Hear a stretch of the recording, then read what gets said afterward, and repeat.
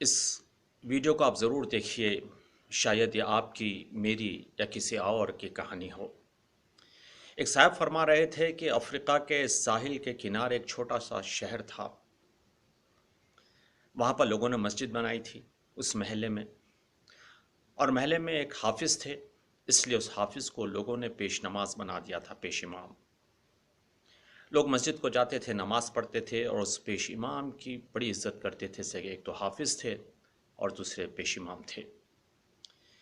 رسم یہ ہوا تھا کہ رمضان کے مہینے میں کوئی نہ کوئی پیش امام صاحب کو افطار کے لیے اپنے گھر پر دعوت دیتا تھا۔ ایک صاحب تھے جو بڑے نمازی تھے اور ہمیشہ اذان سے پہلے مسجد کو پہنچ جاتے تھے، اور ان کی صحیح یہ تھی، تلاش یہ تھی ان کی کہ ہمیشہ پیش امام کے پیچھے صف اول میں نماز ادا کریں۔ رمضان کا مہینہ آیا، ان کی باری ہوئی، اور انہوں نے پیش امام کو اپنے گھر پر دعوت دی، افطار کی، اچھے اچھے کھانے بنائے اور پیش امام کو دیے، اور جاتے وقت بھی انہوں نے پیش امام کو کھانا دیا بہت سارا، تاکہ وہ اپنے بچوں کو افطار کے لیے یا سحری کے لیے کھانے میں دیں۔ پیش امام صاحب نے ان کے لیے دعا کی اور وہ چلے گئے۔ دوسرے دن صبح میں جب یہ نمازی جس کا ذکر ہو رہا ہے، اس کی بیوی گھر کی صفائی کر رہی تھی، تو اسے ایسے لگا کہ طاقچے پر جو پیسے رکھے تھے، جو کرنسی تھی، ان کی نوٹ جو رکھے تھے، وہ غائب ہیں۔ اس کی بیوی نے بہت ڈھونڈا، یہاں تلاش کیا، وہاں تلاش کیا، اسے کہیں پر وہ نوٹ نظر نہیں آئے۔ اس کی بیوی نے یہ سوچا کہ شاید اس کے شوہر نے یہ پیسے اٹھائے۔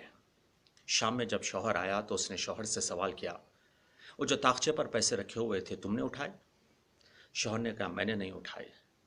تو بہت ڈھونڈنے کے بعد اس کی بیوی نے کہا، دیکھو اس گھر میں میرے اور تمہارے سوا تو کوئی نہیں، اور ایک چھوٹا سا بچہ جھولے میں، وہ بھی تو اٹھ کر جھولے سے نکل کر پیسے نہیں اٹھا سکتا، تو بس ایک پیش امام صاحب تھے جو یہاں پر آئے تھے، اور کل ان کے آنے سے پہلے پیسے طاقچے پر رکھے ہوئے تھے، اور ان کے جانے کے بعد ہی پیسے غائب ہو گئے، تو ہو نہ ہو پیش امام صاحب نے یہ پیسے چرائے ہیں۔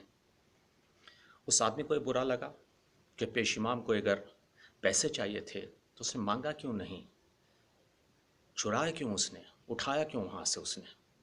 تو لہٰذا دوسرے دن سے اس کے دل میں جو عزت تھی پیش امام کے لیے وہ ختم ہونے لگی۔ وہ دیر سے نماز کے لیے پہنچتا تھا، اور صحیح یہ کرتا تھا وہ کہ آخری صف میں ہو، یا وہ نماز جماعت کے ساتھ نہیں بلکہ فرادہ پڑھ لیا کرتا تھا، اور روبرو بھی نہیں ہوتا تھا پیش امام سے، تاکہ پیش امام کو سلام بھی کرے اور وہ اس کا جواب دے۔ ایک سال اسی طرح گزر گیا، پھر رمضان آیا۔ رمضان آنے کے بعد سب لوگ معمول کے مطابق پیش امام کو دعوت دینے لگے۔ ان کی باری آئی تو یہ کچھ نہ بول سکے ان کو، لوگوں سے، کہ پیش امام میرے گھر میں آ کے پیسے چرائے تھے۔ وہ مجبوراً خاموش رہے، اور انہوں نے پیش امام کو دعوت دی۔ پیش امام ان کے گھر پر آئے۔ جب آ کر دسترخوان پہ بیٹھے ہوئے تھے تو اس آدمی نے کہا، آپ جانتے ہیں میں ایک سال سے آپ سے بات نہیں کر رہا ہوں، آپ کو سلام بھی نہیں کر رہا ہوں۔ تو پیش امام نے کہا، ہاں میں بھی پوچھنا چاہتا تھا، بات کیا ہے؟ تو اس نے کہا، ایک سال پہلے جب آپ یہاں پر آئے تھے تو طاقچے پر پیسے رکھے ہوئے تھے، کیا وہ پیسے آپ نے اٹھائے؟ پیش امام نے سوچا، کہا ہاں میں نے پیسے اٹھائے۔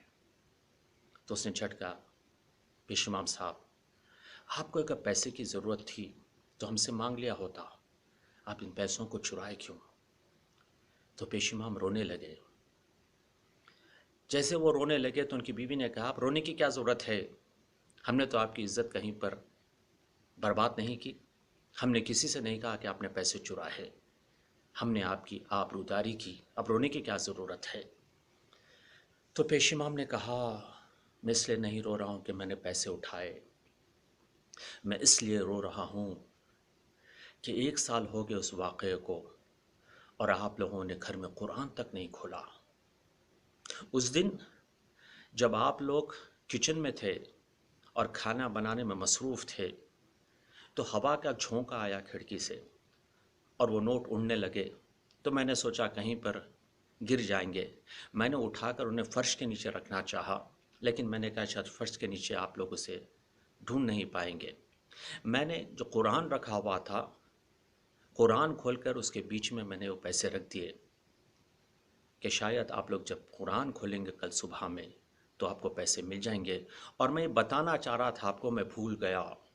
अफसोस ये है कि आप लोग कैसे मुसलमान हैं, मस्जिद तो आते हैं, नमाज तो पढ़ते हैं और फिर इफ्तार भी देते हैं, लेकिन 1 साल हो गया आप लोगों ने घर में कुरान तक नहीं खोला। जी हाँ, ये कहानी शायद हम में से बहुत से लोगों की है। कभी कभी जब हमें पता चलता है, ख़बर मिलती है कि किसी काफिर ने कुरान की तौहीन की है, तो आप देखते हैं किस तरह से लोग सड़क पर निकल आते हैं, एहतजाज करते हैं, नारे लगाते हैं, नारेबाजी करते हैं कि भाई कुरान की तौहीन हुई है। लेकिन पता नहीं उन्हीं में से कितने लोग हैं जिन्होंने अपने घर में रखे हुए कुरान की तरफ देखा भी नहीं, उसे खोला भी नहीं। एक सवाल है, वो काफिर जो ईमान नहीं रखता कुरान पर, उसने कुरान की तौहीन की, उसका जुर्म ज़ियाद है, उसका गुनाह ज़ियाद है, या उस शख्स की जो अपने आप को मुसलमान कहता है और कुरान पर ईमान रखता है और कुरान की तरफ तवज्जो नहीं देता, कुरान को खोलता नहीं और कुरान की तौहीन करता है? आप ही बताए, गुनाह उस काफिर के ज़ियाद है या इस मुसलमान की जो अपने आप को मुसलमान कहता है? अगर ये वीडियो आपको पसंद आई हो तो आप शेयर कीजिए।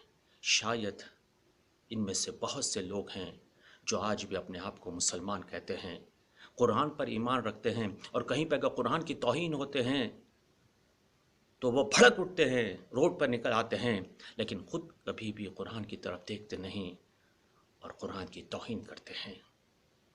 अल्लाह हाफिज़।